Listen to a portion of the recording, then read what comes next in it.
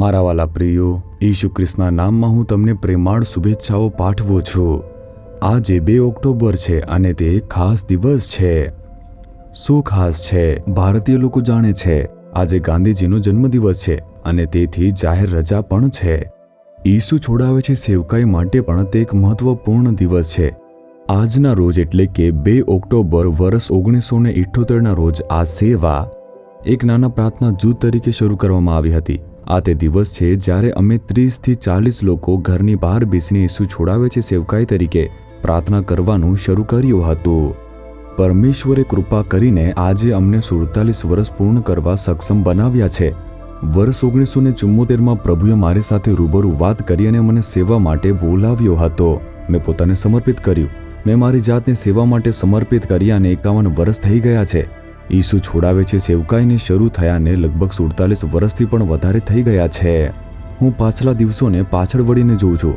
તમારા જીવનમાં પણ તમારા ભૂતકાળના દિવસો પાછા જુઓ, જે દિવસે તમે ઉદ્ધાર પ્રાપ્ત કર્યો, જે દિવસે તમે નવો જન્મ પ્રાપ્ત કર્યો, તમે સેવા શરૂઆત કરી હતી, જ્યારે તમે વ્યવસાયને શરૂ કર્યો હતો, જે દિવસે તમે નોકરીમાં જોડાયા હતા, જે માર્ગ પરથી તમે પસાર થયા, તે દિવસને પાછા જુઓ।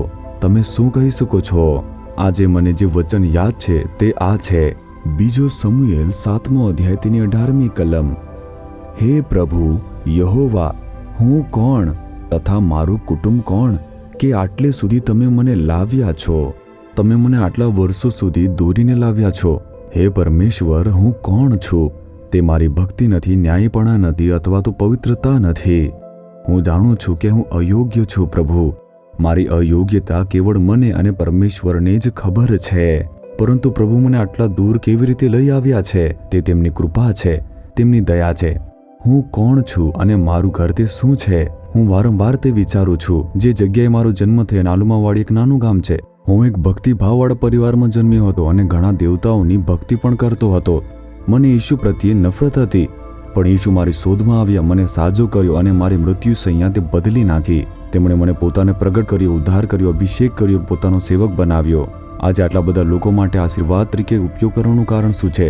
મારી પાસે શું લાયકાત છે? જો હું આના વિશે વિચારું છું તો મારી આંખો તે આંસુથી ભરાઈ જાય છે અને હું પ્રભુનો આભાર માનું છું અને હંમેશા તેમની સ્તુતિ કરું છું। હું અયોગ્ય છું છતાં મને અહીં સુધી દોરી લાવ્યા, તે માટે હું પરમેશ્વરનો આભાર માનું છું, કારણ કે મને તેમની નજરમાં કૃપા મળી છે। જ્યારે હું યોગ્ય હતું તે કરી શકું છું અને મારી સેવા કાર્યને પૂર્ણ કરી શકું છું। હું તે વિશે વિચારીને પ્રભુનો આભાર માનતો જ રહું છું। તમારા જીવનમાં પણ તમે અત્યાર સુધી જે માર્ગ પર આવ્યા તેનો વિચાર કરીને જુઓ। શું તે તમારી યોગ્યતા છે? શું તમારી તે ભક્તિભાવ છે? શું તમારા પવિત્રતાના કારણે છે? પ્રભુ તમને કયા આધારે દોરી રહ્યા છે તે વિચારી જુઓ। તે આપણી પવિત્રતા કે ભક્તિ નથી, તે ન્યાયપણાથી પણ નથી, તે પ્રભુની કૃપા છે। પ્રભુએ આપણને આપેલી કૃપા, તેનો વિચાર કરો અને પરમેશ્વરનો આભાર માનો।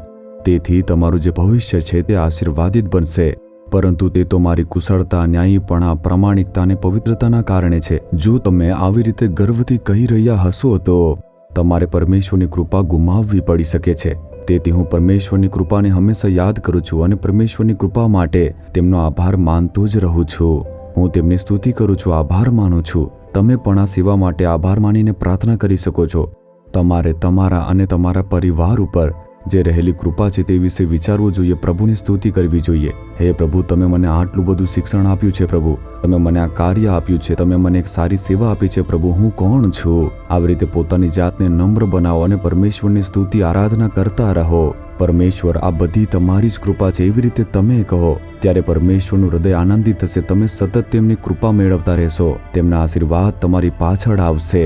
તમે આજે તે વિશ્વાસથી કહો, તમારા જીવનનો વિચાર કરી જુઓ, તમારા હૃદય પર હાથ રાખીને કહો, હે પરમેશ્વર, હું કોણ છું કે તમે મને આટલા દૂર સુધી દોરી લાવ્યા છો પ્રભુ? તમે મને આટલા બધા આશીર્વાદો આપ્યા છે। હું કોણ છું અને મારું કુટુંબ તે શું છે પ્રભુ? તે બધી તમારી કૃપા કૃપા કૃપા છે। હું તે બધું યાદ રાખું છું, તમારો આભાર માનું છું, તમારી સ્તુતિ કરું છું। તમારું કોટી કોટી આભાર પ્રભુ। ઈશુના નામમાં મને વિશ્વાસ છે કે તમે મને આગળ લઈ જશો અને હું તે માટે સ્તુતિ કરું છું। ઈશુના નામમાં આમેન, આમેન। જીસસ રિડીમ્સ ગુજરાતી યુટ્યુબ ચેનલને સબસ્ક્રાઇબ કરો। દરેક નવા કાર્યક્રમની માહિતી મેળવવા માટે બેલ આઇકન પર ક્લિક કરો।